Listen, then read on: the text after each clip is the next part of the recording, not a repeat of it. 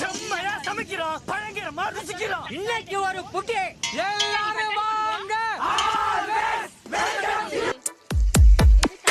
இந்த போறப்பு தான் நல்லா ருசிச்சு சாப்பிட கிடைச்சது.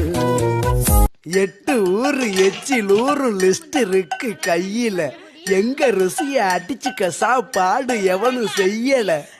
ஒவ்வொரு இடம் ஒவ்வொரு வாசம் மூக்கு வாயி மணக்கட்டும். ஒத்த நாளில் தொப்ப வந்து சட்ட பட்டன் வெடிக்கட்டும்.